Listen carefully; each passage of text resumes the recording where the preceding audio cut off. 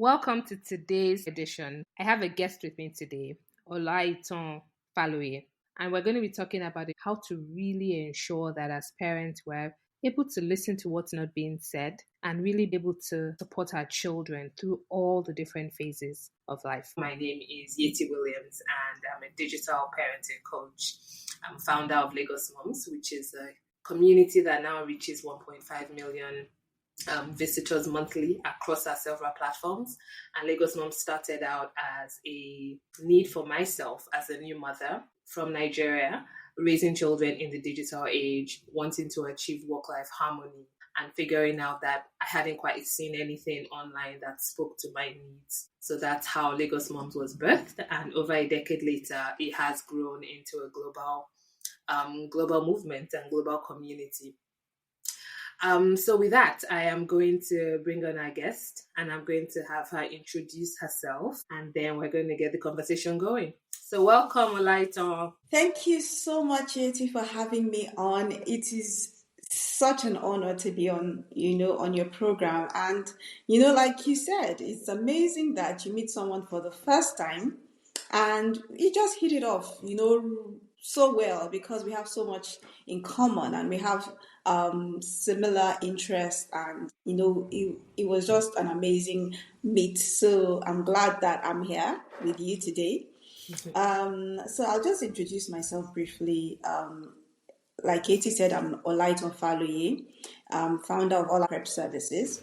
And basically, we are an education consulting firm. And over the years, we've worked with several children and several parents trying to help their children excel academically and also excel in other areas. We do tutoring, academic mentorship meaning children that are struggling in one area or the other, whether with social skills or academic skills. So they need a little bit more than just tutoring. They need a bit of hand-holding. So we hand-hold them through the process. And then we also help with school support, as in helping children get school and settling down in school and things like that. So that's basically what I do. Okay, fantastic. Thanks for sharing that. And it's interesting, right? One of the main reasons we even met and our dear friend. So I was trying to figure out some things in terms of, that space. And she mentioned, she knew somebody who had written a book and might be able to help. From there, we talked about that and we went into a whole different, conversation. Thanks for introducing what you do at All Prep Services. Can you talk about your book? Okay, so my book is titled Born in the Cloud, right? At the time I wrote the book, I actually had such a burden, with so much going on with social media and young people and social media, really, and I was thinking, how, do I go about this? Because there's so much with regards to mental health issues, many of them stemming from being online, being born in this digital age, and people don't actually even realize the impact on the children, on the young people in this age. We were born in an age where our lives were really sheltered. The biggest problem you would have when you were 13-year-old would probably be maybe someone in your school who's like a bully, who's harassing you for one thing or the other. But it stays in your school, it stays in your class, it stays in your environment. But these days, anything that happens with a child in one end of the world is seen by millions of people all over the world. And once it's there, it can't be taken out. You have someone controlling a child from millions of miles away. So many things going on, and then of course the everyday impact of using all the social media tools. So I had that burden. I just thought, let me put this, write something about this, and I decided to write it in story form. So my book is actually a book with a compilation of 14 stories talking about different social media hazards and the effects on children. Just create an awareness of what's going on. So that's what my book is all about. Interesting. And I suppose with the work that you do, I would imagine that your burden also came from the children and the families you're interacting with. and certainly seeing a bit of a pattern. Like, okay, there's something going on here. Would that be correct to assume? Oh, very, very correct. Mm, So, like I said, I run an academic mentorship program, mm, and several children from secondary school to university level that I actually mentor. And I got to notice a pattern of, their thinking, their mindset, and a lot of their struggles actually come from social media issues, mm, that they may not really be aware of. A lot of peer pressure, a lot of feeling like they need to meet up to a certain standard, a standard that is not defined by what makes mm, sense, so they're under so much pressure trying to attain something, and that affects them in several ways. They go online and they're like, oh, this person is doing this and that person is doing that, and then it affects their self-esteem. They feel they're not good enough, they don't look nice enough, they're not this, they're not that, so I saw that going on, and I'm like, this is a lot for these kids. mm, I mean, as adults, we go online and sometimes you get intimidated by what you see, and yeah. for me, I've had to manage my social media space, and manage my social media time so that it doesn't even it doesn't start messing up my mind. So I can Mm, imagine the younger people who don't have an idea of how to control this, or don't even realize that a lot of the things that they're seeing online is not real. So they're allowing so much to affect them. A lot of children, particularly a lot of children that are studying outside Nigeria, I find that many of them are struggling mm, one way or the other. So from there, mentoring them has actually helped to see a lot of these issues that need to be tackled and dealt with. mm. And that's part of why this came up. Okay. Thanks for sharing that. And that me a bit to so I started Lagos Mums over a decade ago when I had a 2 year old and a baby. Go back to Nigeria. Well, so when I now went back to Nigeria and I would go online to research certain things, I wouldn't find anything that was really speaking to me as a mom in Nigeria. Everything Yeah, took me to the US, UK. So I thought, I'm sure there are other moms that have questions about parenting, motherhood. It was during my extended maternity leave at home with my second one. I said, you know what, let me even try this website or this blog idea. And mm, that's how it started. But one of the things I recognized very early on was that our lives were different because of technology. I remember then saying something about raising global citizens, being able to, raise children in the 21st century. What does that mean? And I mm, didn't know how many layers I would uncover as I started to really spend time in this digital ecosystem and what it yeah. means for us. I would say it's a decade since I really started my work as a Oh, digital well parenting done. coach. Mhm. Thank you. And for me, it culminated in me writing this book called Digital Savvy Parenting: What the World Urgently Needs. Mhm. And what I felt was, there's so much noise out there about the tech platforms aren't doing what they should be doing. Government needs to be putting more rules in place. What is the school doing to protect the children when they are in school environment? But I felt that there was a missing link. The Yeah. parents themselves are not digitally aware. We didn't grow up with this stuff. We're the first generation and last actually that have one leg in analog and one leg in digital. Exactly. So that's part of where a lot of the tension comes from is we've always we've always rested on parenting how we were parented.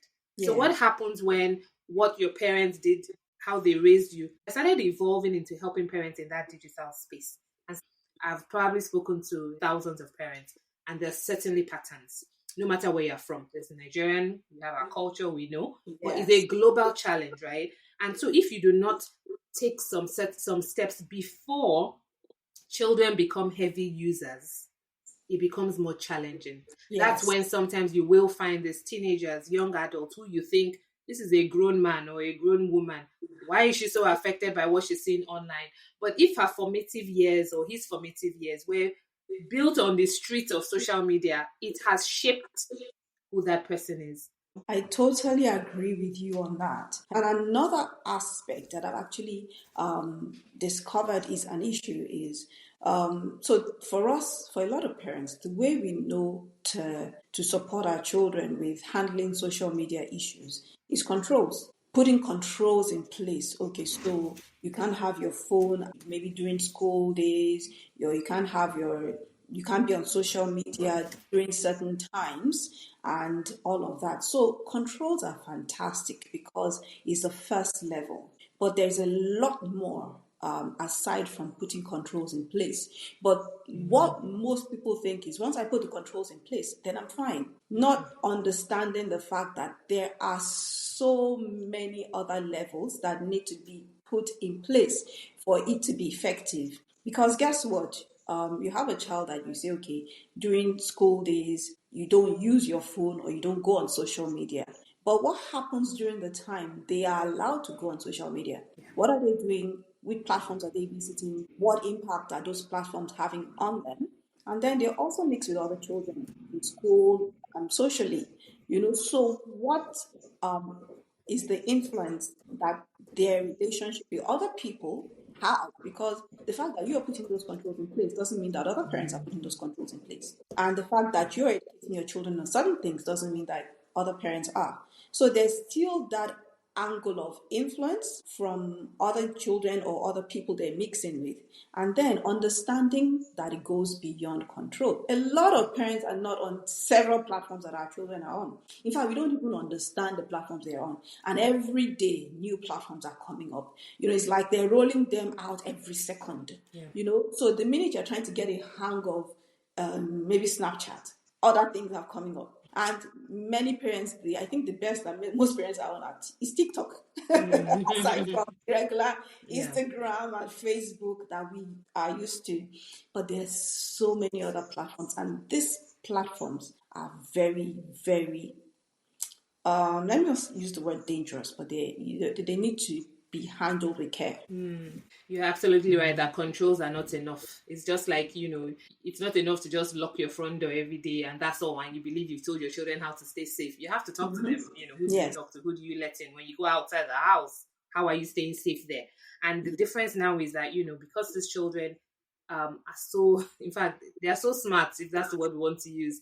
They know how to circumvent these controls and it will happen. It's not, my child can never do it. No, your child will do it. It's just a matter of when and how and in what format. Yeah. I have stories for days on parents who think they've put controls in place and the controls aren't working. In fact, I will use myself as an example. With all I do in this digital space, I remember calling Apple on the phone and arguing with them that there was a bug in the parental controls, family control, because I would put all these controls in place and somehow it would be turned off and it wasn't working. So, I called just ready to say your thing is broken. Gently, the person on the phone just said, does anybody have access to your phone? Is it possible? And I started to say, then I just paused in that moment and I said, actually, you know what? I'm going to go check that. Thank you. So my son came home many years ago and I said, anything at all that I should know about, Apple and my phone and all. And this is where the family, the relationship you have with your children come in. If your children immediately fear you, they're probably not going to tell you anything. Tell But if you, yeah. there's rapport, right, and they know that you're reasonable, you listen, you've built that relationship, they're more likely to tell you, even when they know that maybe I really shouldn't have done that. So anyway, he owned up and said, I know the password to your phone, so I just went in and I would change it. But because I've trained myself, I knew that that was a teachable moment. So I said, really, why exactly did you do that? Then it came out that, I know we have these controls during the week, but on weekends, it would be nicer to have more time. So it was typically on the weekends he would change it. So I now said, okay, is there a better way to have gone about that rather than changing it on my phone? It's like, yes, mommy, you're right. I should have asked you or had a discussion around it. Da, da, da, da, da. So right there, we dealt with it. We said that wasn't the right action to take. We then negotiated, and I then said, all right, fine. On the weekends, I can't just leave you on it 24/7. But you know what? You're right. I can give you a bit more time on it. So that's an example of controls by themselves are not enough. There's so much still around it. And I think, especially with African, what we call African parenting, I think we all need to be clear that there's nothing like African parenting style, in my view. Yes. There's nothing like that. Parenting needs to be intentional. You need to build a relationship with your children. You need to understand their love languages so that you are speaking to them in a way that they feel loved, they feel heard. If you haven't done all of that in the traditional space, you now want to add on top, hey, the kind of worms that are just, when it comes to the online space, you will lose your position to be the Yeah. loudest voice in your children's ear. And when I work Exactly. with parents, that's one thing I say a lot. You cannot lose the position of being the loudest voice in your child's ear. And today, it is so easy for your voice in your child's ear to be so minimal because of all the exposure, the constant barrage they are getting 24/7 from the social media space. You're so right. You're so right, Yeti. That is so true because there's so many voices. I was listening to someone speak, and he said that there's a war going on, Mm, and this war is the war for attention. It's not the war, the physical war going on. It is the war for attention, and you can imagine how loud or how that war is actually mm, really targeted more at the younger generation. yeah. The impact on them is a lot more because their attention is all over the place. So training them to get their attention in the right place is very, very important.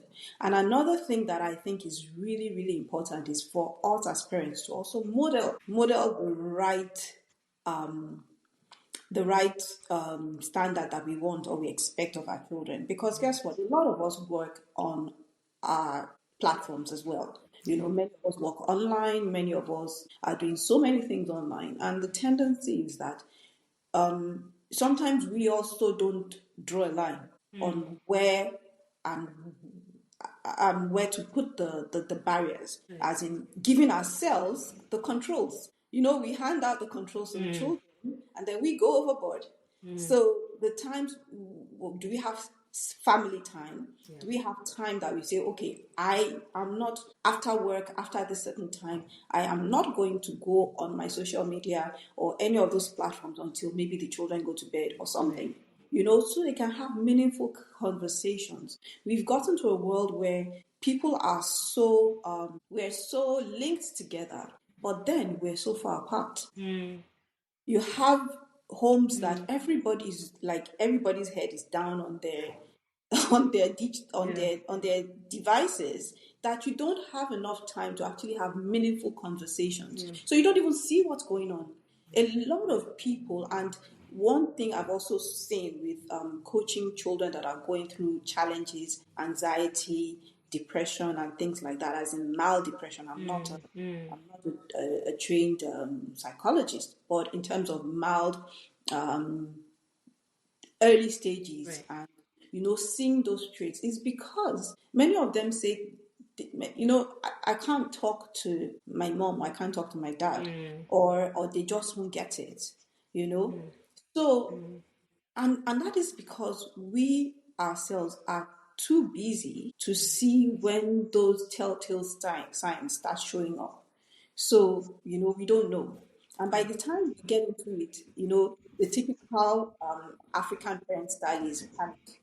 Uh, and then we start going up and down. I want to yeah. solve the problem that has built over a couple of Absolutely. years in one day, and it doesn't work like that. So being intentional right now, I think more than ever before, is very, very important for us as parents. Being very intentional in modeling the right attitude and the right behavior, and then also being intentional enough to have meaningful conversations with our children. Mm, that's very powerful. And I remember of one session I held, and we were talking about mental health first aid.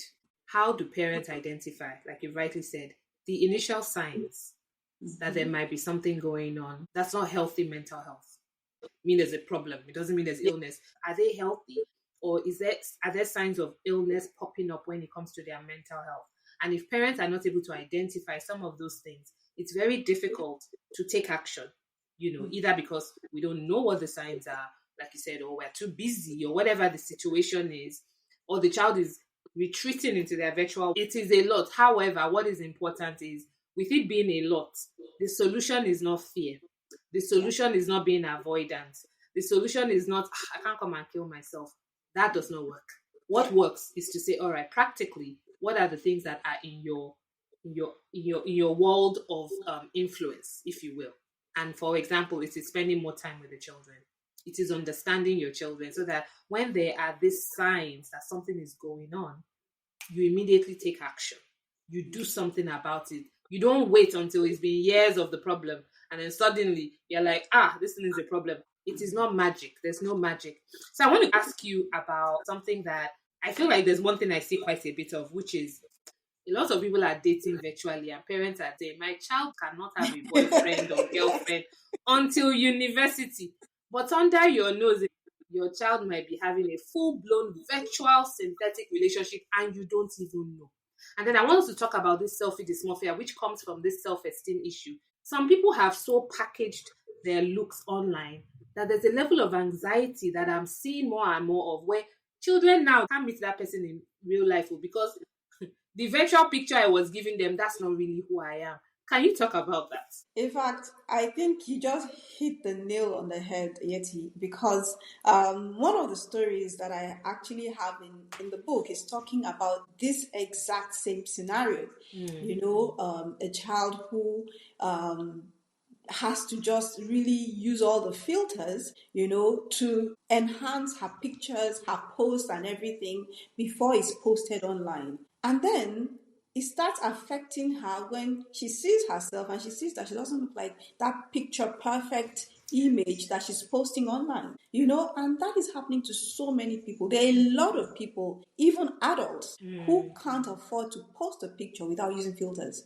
And then the minute you're looking at yourself in the mirror, like, oh, this is wrong and that is wrong, oh, there's something wrong with my eyes and there's something wrong with my nose and all of that, and is building a lot of self-esteem issues because we have the virtual image that we're presenting that is looking perfect and different from who we really are. And then that's breaking down our self-esteem, and that is happening to a lot of children. So you're so right in that regard, and being able to nip that, before it becomes a problem, because there's so many situations that stem from this, so many illnesses that actually stem from all of this, eating disorders and things like that, because you want to look the way you're presented virtually, and that is it can be a big problem. So we have that on the one side, and then we talked about the virtual relationships. A lot is going on in that regard, and a lot of parents are not even aware. They don't even understand that and there's so many apps to also enhance this, to make it easy for you. Aside from the dating apps, you also have a lot of other groups, a lot of online groups that you interact with people that you've never met before. A lot of our children have friends that they've never actually physically seen or been with, Yeah. and they start building virtual relationships from there, and it evolves. So that is where being sensitive to the digital age is very, very important. We as parents can't afford to bury our heads in the sand. Yeah. We need to be, we can't, the truth is that the pace at which our children are moving and the digital space is moving, we may not be able to be one step ahead. But the only way we can be one step ahead is having those meaningful conversations before they get into that space. And even when they are there, still being able to have those conversations continually with them. Asking, sometimes parents feel a bit uncomfortable, or they feel that, oh, my child is going to have a particular attitude if I ask about certain things. And it happens when they start getting to that teenage age, and they're like, you're asking them about something, you're like, oh, please, mom, please, But don't let them intimidate you with that rolling Yeah. of the eyes and that, mom, please. No, we are having this conversation. It's going to take place. Yeah. Okay? Yeah. But then, like you said earlier, building that relationship is very, very important. And also understanding when the relationship switches. Because several times we want to keep treating our children as children, Yeah. even though they've evolved to the next stage or next phase of their life. So if you keep relating to them as children that don't know what they're doing and children that have to be told what to do, you're going to lose in terms of being able to have those meaningful conversations because you'll feel like, okay, Okay. she doesn't get me Yeah. anymore. And that is where the problems start. It's easier to deal with children that are still like below 9 years old and Yeah. you're still telling them, they can easily follow and easily communicate and tell you Yeah. everything at that stage. But when they start getting to now it has the age has dropped a Yeah. bit more. Before it was Yeah. when they become teenagers. Now Yeah. it has dropped because of exposure. So Okay. being able to maintain that relationship and understand that this child is no longer a child because of exposure. Yes, their age, they're still children, but because of exposure, they have gotten to a higher level. So I need to be able to start relating with them on that higher level and being able to have those conversations at that level so that I can get the information that I need and asking the right questions, you know. Yes. Because if you don't know how to ask the right questions, you won't get the right answer. I get it. And a Absolutely. lot will be going on and you will not know. And that Yeah. is where we have to we have our parenting hat on, and then we also have the, should I call it, the investigator hat on as well. Yes, so yeah, you know because absolutely. and that those conversations can be that direct. Well, Absolutely. you know how to say these Ask things, it. to be able to ask, Mm, so that you know what is actually going on deep inside. yes, and yes, and and yes. that is very, very important for us to be able to know what is going on, and then having Absolutely. conversations of the what ifs. So you Yes, don't wait till, oh, this has happened before you have yes. the conversations. You're like, what if?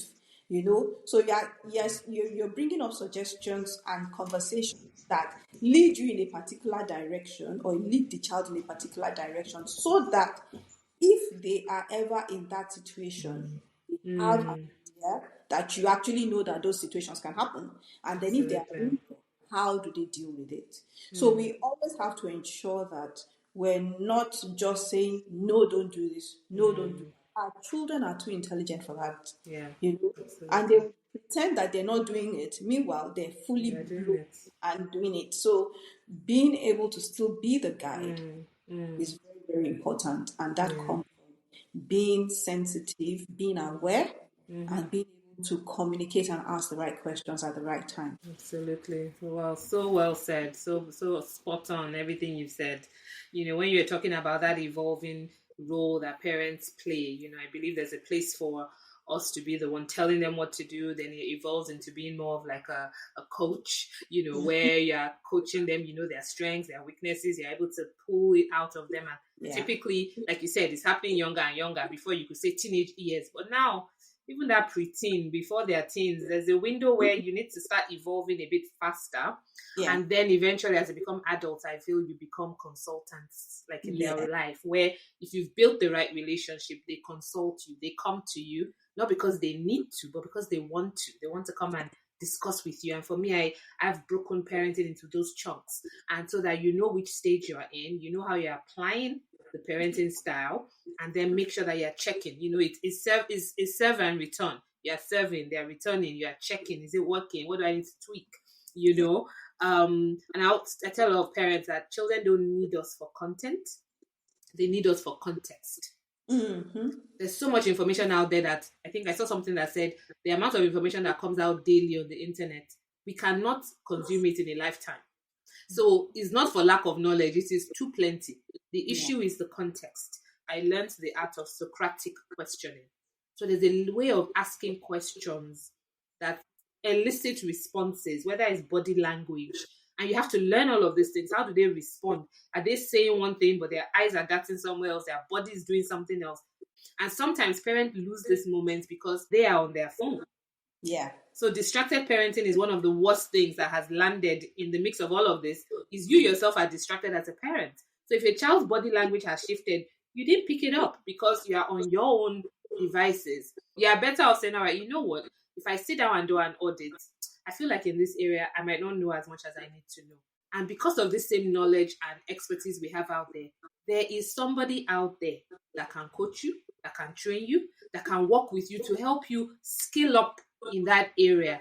I wish more and more parents would recognize that it's not judgment, but we need to upskill. I had an event, International Women's Day in London, and on my panel, which was around digital parenting, my daughter moderated the panel. So we're talking from two angles, the teenagers angle and somebody in her 40s about parenting and all of that.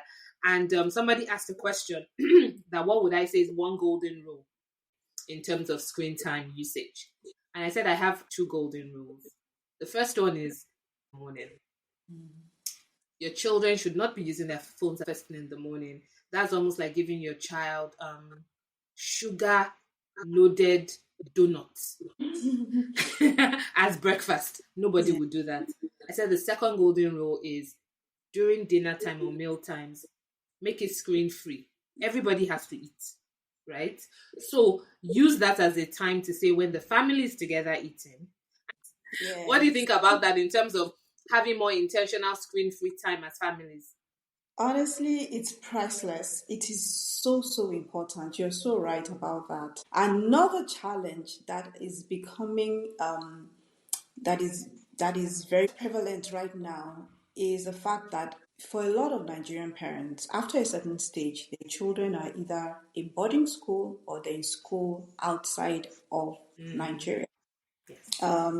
And because of that, you don't get to spend enough time with them anymore. So you don't get to see them on a daily basis. You don't get to know what is going on in their lives on a daily basis because you're not there physically. And that has posed another challenge. And a lot of the children that I mentor here in the UK are children that are maybe here for A levels, here in secondary school, here in university, and they're going through certain challenges. And usually, maybe parents have realized, oh, my child isn't doing so well in school, or I'm just not reaching my child. I call several times, they don't pick up the call, what's going on? And, when you get to speak with them, is one, how are you? Fine. And that's it. So you don't really know what is going on in their lives. And Right. that is another major challenge because how do you help someone when you don't even know what is going on in their lives? Yeah. And that is an area that we have to also really work to be intentional about. Being sensitive, we have to be sensitive with our children. I recall when, for instance, my daughter was doing her A levels, and I would always listen to the things she was not saying rather than the things she was saying, Right. because I get on the phone and from her voice, I am Mm. trying to pick, okay, is this child okay? Is there something going on? And the minute I sense that, this is not the normal tone, I'm probing and I'm like, okay, not directly probing, because also these children, once they know that you're probing too much, they're going to hide a lot more. So, but having that conversation of asking about several aspects of their day, like you said, of their day, of their life, you're not just asking, so how are you? How was school today? And that's it. No, you want to ask other questions that will lead them to actually tell you what is going on in their lives. And then based on that, you can actually provide the support that. Yeah. But without that, you really can't tell. So, screen time can actually be dealt with physically when you're there. So, but when you're not there, it is all the support and the values that you have laid down before they left you that would hold them up when they're not with you. So like you said, early. But even if you haven't started early, it's still not too late. There's still a lot that you can do in terms of being there for them and taking time to be able to discern, being a present parent, being present. A lot of parents are not present, and unfortunately, it's not their fault because there's so much going on with work, business, trying to attain. I mean, people that have children schooling outside of the country, particularly you're paying in foreign currency, it's a lot. It is. So trying to juggle all of that is a lot. And sometimes you might think, oh, I'm giving them the best. So they have no reason to have issues. But that is so wrong. In fact, the Absolutely. issues are a lot more when they're doing Absolutely. home, Mm. So being able Yeah. to understand that, and the thing is that if you're not there, like you said already, there are so many other platforms that are there to give them Okay. access to the questions Absolutely. that they have. So they won't come to you anymore. Yeah. They will go to those platforms, they will go to all the social media voices Yeah. and get their perspective from there. And Yeah. then you wake up one day and like, this is not my What child. happened? Exactly. Yeah. I want us to stay on that.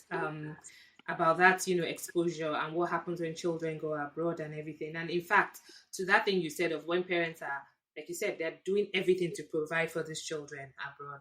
And I found that some children I've spoken to, they say things like, I can't even go to my parents when I'm facing challenges because my parents have drummed it into me how much sacrifice they are going through and they have done to put me here. And I feel like if I complain about certain things, the parents are going to respond like, do you know what I'm going through to have you there? So it becomes a very sensitive situation, right? Where the child is thinking, mom and dad have told me so much of how they sacrifice, don't mess up, know where you're from.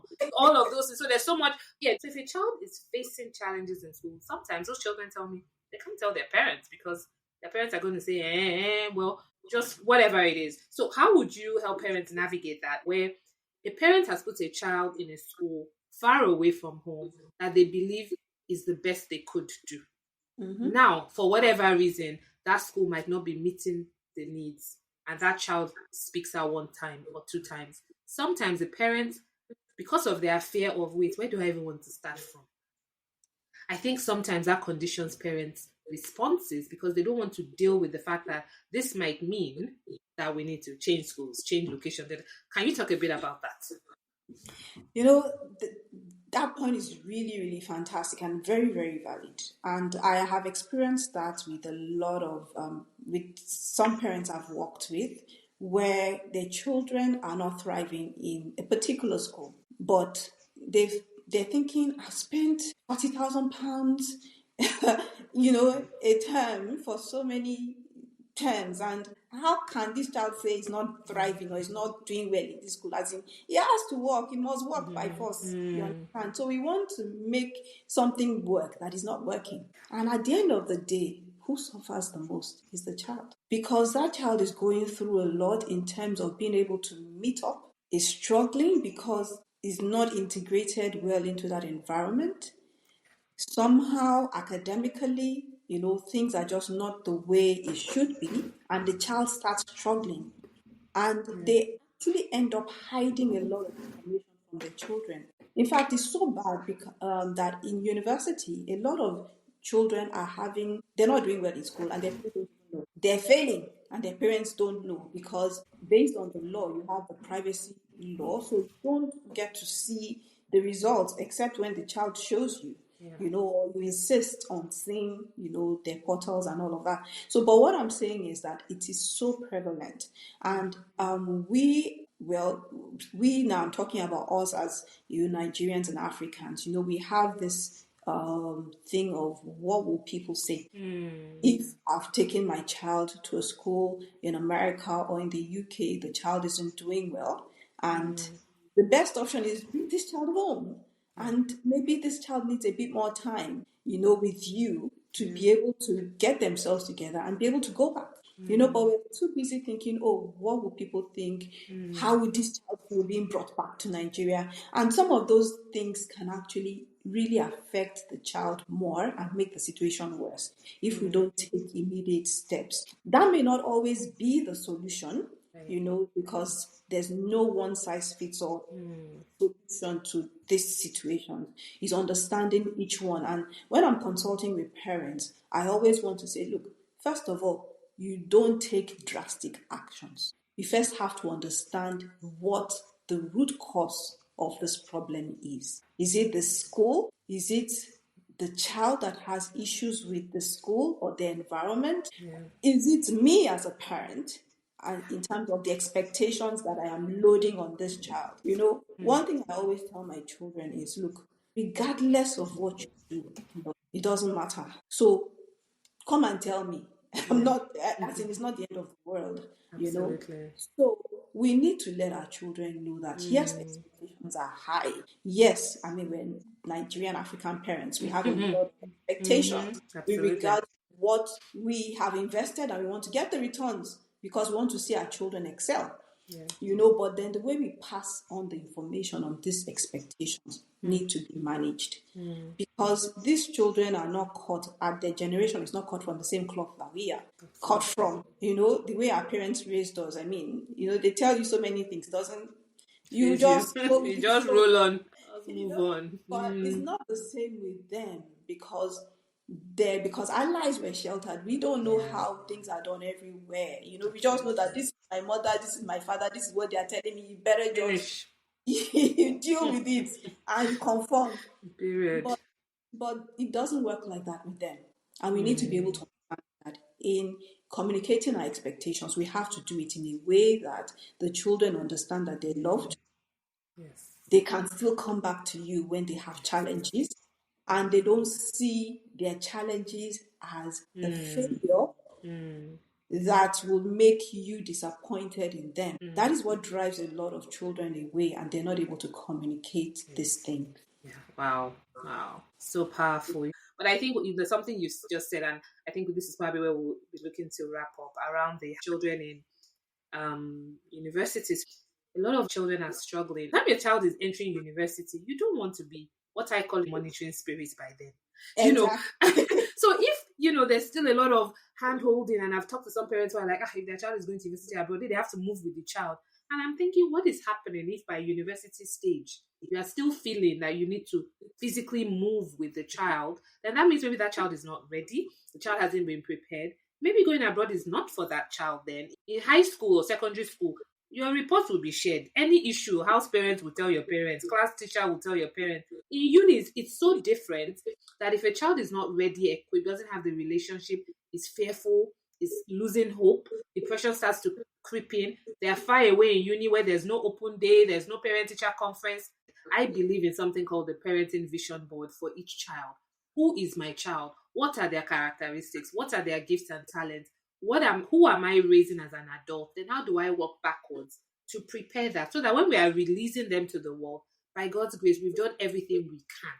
And anywhere that we see, okay, this area I need help, people are more open to get that external help. So if we can just end on that in terms of how do we get to that point that parents can feel that they are really ready to release a child to succeed? Succeed. Thank you very much. Brilliant question. And what you said is really, really important in terms of raising children today, because children go through different stages, right? Yeah. We as parents go through different stages with them, and preparing them for that release stage is very, very important. Unfortunately, we have become a society where we do everything for our children. We don't allow them do anything for themselves. And we have to understand that children get to a certain stage that we have to allow them take responsibility for their lives and for their actions and build them up from there. But what happens is that we help them with everything. The typical Nigerian child is sheltered all through their lives. We like it or not, that is how it is. Because we take their chauffeur driven everywhere. A cook is looking after them. There's a nanny at home that takes care of all their stuff. They don't do anything for themselves. They get tutors to do everything and handhold them through. Any problem they have, we are ready to throw the solution at them without actually getting them to be involved in that process. So many of them, by the time they're actually leaving home, are not prepared because they've never had to do anything for themselves. So, like you said, that's a conversation for another day, because there's a whole lot in this regard that we as parents need to be able to help our children with. Because if we want to raise global citizens, like you rightly said, and we want to raise children that are independent and can hold their own in life, because life out there is not a joke. But when we make everything seem like life is a joke, and then they get to the real world and they're like, okay, this is not what I expected. And that's what is happening to a lot of children. They get to that university level and like, okay, this isn't what I was prepared to deal with. They start struggling, and that is where, all the mental issues start coming in. So we'll take that another day, but honestly, it's good for us as parents to be aware that we need to be able to support our children, yes, but not do it in a way that is going to be detrimental to them when they divorce. Right. Wow. Amazing. So, so powerful way to end this conversation. And one of the things I like doing when I coach, I train, I speak to anybody is not leaving people on a note of disempowerment, Yeah, not feeling disempowered, not feeling overwhelmed, not feeling judged, not feeling like, can I ever win? Can I ever even, can I do this right? There's always hope. there is always. It's interesting. One of my son's favorite passages is that a living dog is better off than a dead lion. Exactly. Oof, because there's Yeah. always hope, no matter what. So, as we start to wrap up, I would like you to share just one or two sentences to help any parent who might be hearing this and is in a place of overwhelm, feeling disempowered, to say that does not serve you well, does not serve your children well. So, what can you do, and what would you say to somebody who's feeling like that? Okay, brilliant. Thank you very much for that question. One thing that, the first thing I would say is you're not alone. The same struggle that I have as a parent are the same struggles that parents all over the world have. So it's not a Nigerian thing, it's not an African thing, it's not a foreign thing. We all go through this issue. So you're not alone, you're not the only one that has challenges. So you first deal with that and accept it that you can get help, and being in the right community helps, getting the right support helps. There is always help. So it's never a lost story, it's never a hopeless story. Get help. We can always reach out and get help. That is one thing that is very, very important. Unfortunately, I'll just quickly throw this in. We as Africans like to, we feel that there are certain things we can't talk about. And because of that, we don't realize that we're not the only ones going through it and we can actually get help. So there is no problem that doesn't have a solution. I believe that, getting the right help is very, very important. And this community, I really want to commend you for what you're doing, for helping people realize that they can get help. When you hear what other people have gone through, you are able to have an idea that, okay, I can actually solve this problem. Like I said, it's not a one size fits all, but you can find the solution, the perfect solution for your situation. Absolutely. Amazing. For anyone who wants to get in touch with you, what's the best way to find you and get in touch? Okay, so you can reach me on LinkedIn or Light on Faloye, and my website is olaprep.com. Send me an email, my full name at olaprep.com. That is Olaiton Faloye at olaprep.com. Thank you so much, Olaiton. This was an amazing session. I really enjoyed it. Obviously, I'll put all your details in the show notes so people can easily find you as well. Thank you for sharing your expertise, your insights, your gems of wisdom. And I think I'll just wrap this up by saying that parents, we're all in this together, especially this digital age. We are all navigating it together. It's like having a real life lab. We are consistently learning, unlearning, sharing, and we must be able to do that in community. I believe so powerfully that the right community, the right network that's to build you up will build you up. You will never feel like, oh my God, I'm alone. So, for anyone listening today, if you are not part of the Lagos Moms community, please join. We're a wide open community that looks to support parents, families, navigating life in the digital age. So, thank you, everybody. And until next time, say bye, Olaita. Bye. Thank you so Thank much. I had you. a great time. Awesome. Thank you.